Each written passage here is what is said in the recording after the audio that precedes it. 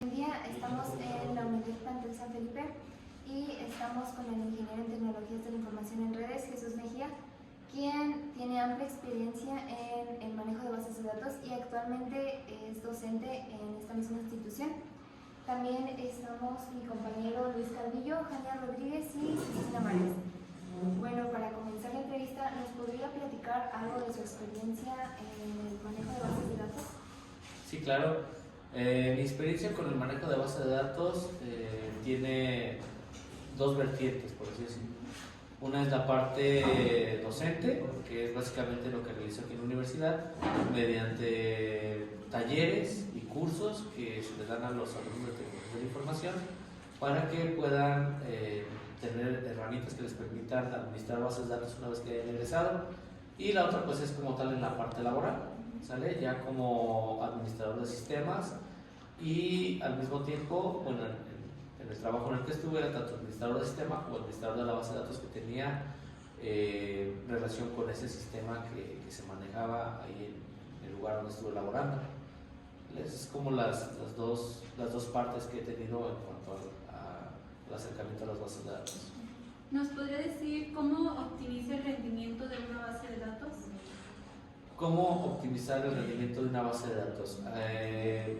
Se puede hacer de distintas maneras. Básicamente lo que yo he hecho para la optimización de las bases de datos es, por ejemplo, desde la concepción de una base de datos, normalizar la base de datos, ¿vale?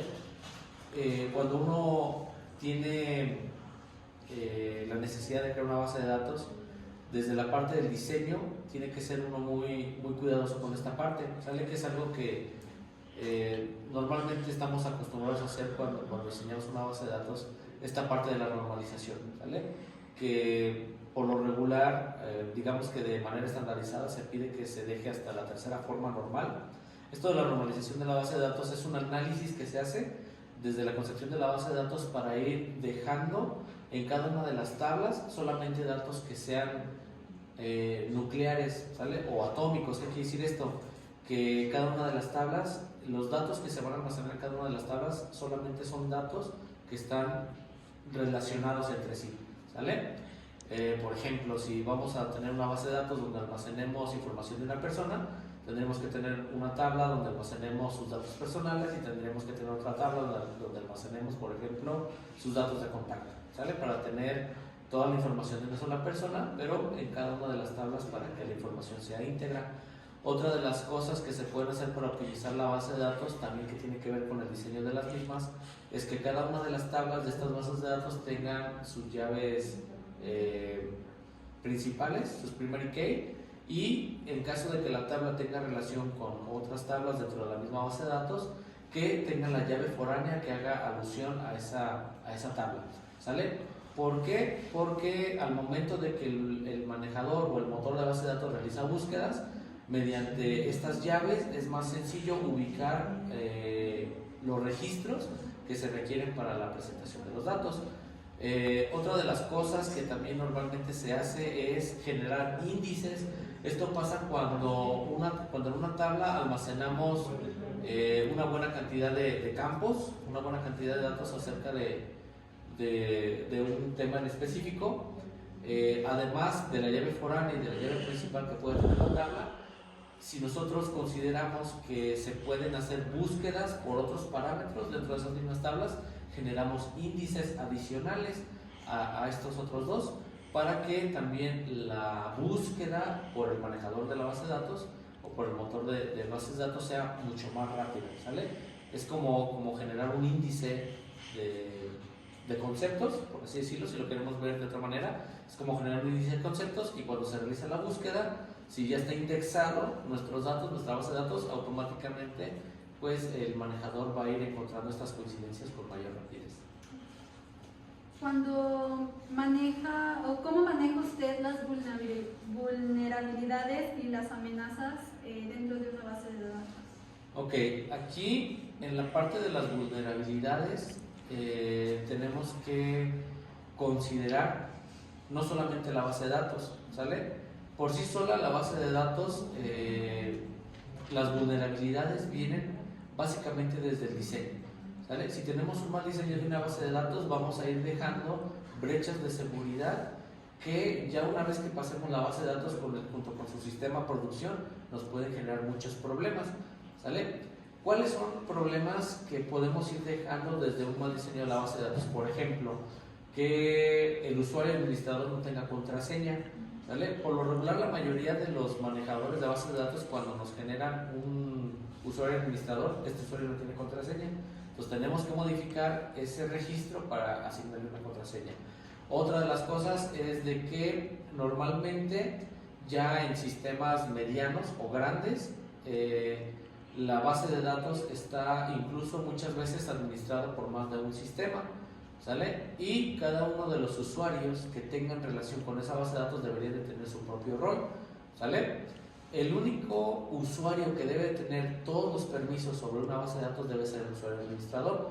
Este es el único que puede modificar, eliminar o alterar datos de la base de datos, ¿sale? Los demás usuarios deberían de tener los privilegios restringidos, es decir, debemos generar usuarios de acuerdo a su función, ¿sale? Que ciertos usuarios puedan modificar a lo mejor datos dentro de la base, que otros usuarios no puedan eliminar o que otros usuarios solamente puedan consultar sin poder modificar ni eliminar, ¿sale? Aquí sería cuestión de estos 4 roles, que es eliminar, modificar, almacenar o consultar. Deben ser, digamos, deberíamos de jugar con ellos, hacer distintas combinaciones dependiendo del rol que tenga el usuario para no dejar esa brecha de seguridad, ¿sale? Porque aquí puede ser también el caso de que algún usuario o algún empleado de la organización se separe y mientras se den de baja sus credenciales, que si tiene privilegios, por ejemplo, de eliminación de datos, pues hacer ahí alguna maldad, ¿no? Por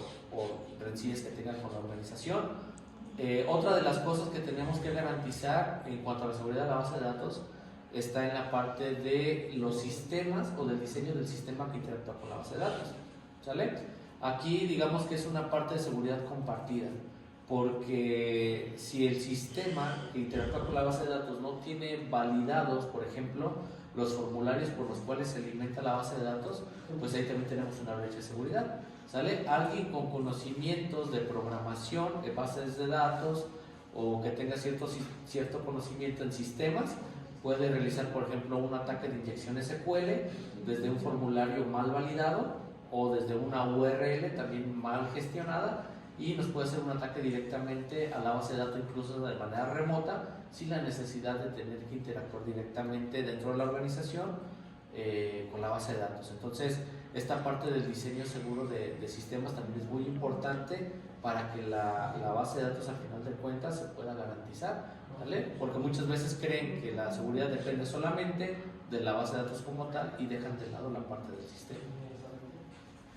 ¿Cómo establece y se gestionan los procedimientos de copia de seguridad de una base de datos? ¿Cómo se establecen los procedimientos de copia? De respaldo. Bueno, los procedimientos de una copia de respaldo se pueden generar de diferente forma. Normalmente, a nivel de servidor, normalmente se utilizan arreglos RAID, ¿sale? En los servidores donde se encuentran tanto los sistemas como las bases de datos. Esto nos permite que podemos tener copias de seguridad espejo, que es por lo regular lo que regularmente se utilizan, perdón, para generar copias de seguridad. Es decir, tenemos un disco duro donde estamos almacenando o donde tenemos nuestra base de datos, y a la par vamos a tener otro donde se está generando automáticamente la copia de seguridad para no tener pérdida de datos en caso de que se caiga el sistema, de que se corte el suministro de energía eléctrica, de que se dañe el disco duro nativo donde se encuentra almacenada la base de datos. Son algunas de las medidas que usualmente ocupamos para garantizar la integridad de la base de datos, sobre todo en cuanto a los respaldos. ¿Alguna vez se le presentó un escenario donde hubo pérdida de una base de datos? Sí. Fueron 2 casos y uno de los casos fue precisamente por un corte de energía eléctrica, ¿sale? El lugar donde teníamos el servidor que estaba almacenando la base de datos no tenía una pila de respaldo, entonces el servidor estaba conectado directamente a una toma de corriente, hubo un cambio de voltaje que afectó el servidor, bueno, el equipo donde se encontraba la base de datos, y hubo pérdida total de los datos porque se dañó el disco duro, ¿sale? Esa fue una, que no hubo ahí una gestión de la seguridad física del servidor donde se almacenaba la base de datos, y hubo una pérdida total de los datos.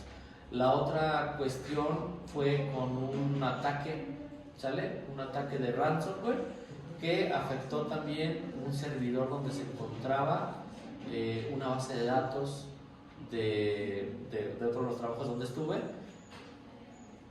Perdón, la máquina tuvo un ataque por ransomware, entonces hubo un secuestro de información, se encriptó el disco duro donde se encontraba la base de datos, y también fue pérdida total de los registros que estaban en esa base de datos porque ya no se pudo recuperar el disco duro. ¿Cómo gestiona la escalabilidad de una base de datos a medida de que la carga de trabajo aumenta? Hay dos formas que yo he utilizado para gestionar la escalabilidad. Una es mediante hardware, es decir, normalmente trato de gestionar que, por ejemplo, el hardware de almacenamiento siempre esté sobrado de lo que está proyectado que va a estar manejando la base de datos, ¿vale? Esto me garantiza que tengo suficiente espacio de almacenamiento para que conforme vaya creciendo la base de datos no tenga problema por el almacenamiento. La otra es utilizar también software que me permita estar generando respaldos de mi base de datos y estar liberando un poco de la carga de registros, ¿sale? Otra de las cosas que también es recomendable en esta parte para generar la escalabilidad es tener un plan de mantenimiento en el cual todos los datos que sean obsoletos o que sean considerados obsoletos, si bien no se eliminen, se retienen de la base de datos a un respaldo para que se vaya saneando la propia base de datos, si no crezca exponencialmente, y después también tengamos datos que ya no sean funcionales para los sistemas que lo están utilizando. ¿Puede explicar la diferencia entre un backup completo, incremental y diferencial? Ok. Un backup completo normalmente lo realizamos cuando respaldamos toda la base de datos, ¿sale? Es decir, desde que los registros que se han tenido desde que se creó la base de datos hasta el punto en el que se hace el backup, ¿sale? Y se respaldan absolutamente todas las tablas dentro de la base de datos, ¿sale? Esto es lo que conocemos como un backup completo. El backup incremental lo consideramos como aquellos respaldos que se hacen a partir del último backup realizado. Se llama incremental porque prácticamente se le van sumando los registros que se van generando después de cada respaldo. Y el diferencial lo tomamos como los datos modificados, actualizados o incrementados que se han tenido a partir del último backup completo, ¿sale? El incremental pueden ser backups tanto completos como de otros backups incrementales. Al final de cuentas se va haciendo una suma de toda la carga de datos, y el diferencial solamente son estrictamente desde el último backup completo hasta el punto en el que se vuelve a hacer otro respaldo. Okay. ¿Cuándo optaría por utilizar un tipo de backup sobre otro? Y además de ello, ¿en cuál de ellos tiene más experiencia? Los backup completos, bueno, yo los he manejado por temporalidad, ¿sale? Un backup completo normalmente lo he realizado 2 veces por año, digamos cada 6 meses, y dependiendo del sistema, del flujo de datos que hay en el sistema, por ejemplo los incrementales se pueden hacer por semana, se pueden planificar por quincena, por mes. Incluso hay empresas que tienen una excesiva carga de datos que van realizando sus backups incrementales día con día. Aquí ya va a depender del flujo de información que haya hacia la base de datos. ¿Algún consejo que nos pudiera dar a nosotros que estamos estudiando base de datos? Sí, consejos que les pueden servir. De entrada, que tengan bien presente lo que es la parte de la normalización de una base de datos, ¿sale? Porque esto me ha pasado a mí, incluso yo lo he vivido, cuando tenemos que desarrollar, cuando tenemos que diseñar y crear una base de datos, normalmente empezamos a ver toda la información que se requiere, ¿sale? Toda la información que tenemos que meter a la base de datos, y en base a eso vamos generando tablas, ¿sale? Vamos modelando la información que queremos almacenar y nos vamos generando un mapa más o menos de cómo queremos que se almacene, ¿sale? Pero si no tenemos estas buenas prácticas de un diseño de base de datos, como es esta parte de irla normalizando, vamos a fallar en la parte de la integridad, ¿sale? Entonces, si queremos que nuestros datos o que nuestra base de datos sea lo más íntegro posible, que tengan muy en cuenta esta parte de la normalización, ¿sale? En realidad no es tan complicado, son algunas técnicas que tenemos que aplicar desde que hacemos el diseño inicial, irlo modificando hasta que tenemos ya una integridad aceptable dentro de la base de datos. Otra de las cosas que yo les recomiendo, porque esto sí he visto que no todos están como muy acostumbrados a la parte de la realización de bitácoras dentro de las bases de datos, ¿sale? Tener una bitácora, una tabla de bitácora dentro de la base de datos también nos ahorra un montón de problemas. ¿Por qué? Porque normalmente en las bitácoras se va registrando todas las modificaciones que se hacen, ¿sale? Es decir, si un usuario entró y eliminó un registro, automáticamente se registra en la bitácora. Si se modificó un registro en tal fecha, automáticamente se registra en la bitácora. Si se realizó un backup de la base de datos, ya sea completo, parcial o diferencial, automáticamente se registra en la bitácora, ¿sale? Si nosotros no tenemos esta tabla de bitácora, tendríamos que utilizar un software adicional que nos vaya ayudando o auxiliando en la administración de la base de datos, ¿sale? Pero si nosotros generamos la propia bitácora de la base de datos, ya nos tenemos que ahorrar mucho trabajo, porque normalmente las bitácoras pues las automatizamos, ¿sale? Se realiza la programación dentro de la propia base de datos para que esta bitácora se llene de forma automática. Con cada cambio, cada modificación que se haga en los registros de la base de datos, incluso la creación o eliminación de nuevos usuarios, automáticamente todo esto se va registrando en la bitácora, ¿vale? Y pues otra de las cosas es que les puedo recomendar en cuanto al diseño y elaboración de base de datos es, por ejemplo, no dejar registros nulos dentro de sus tablas, ¿sale?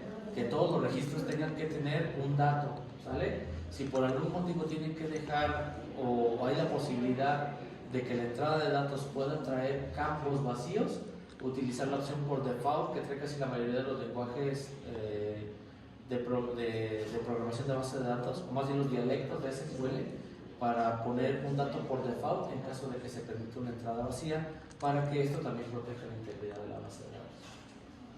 Entonces sería todo. Muchísimas gracias y pues un placer. Gracias a ustedes y pues ya saben, aquí estamos.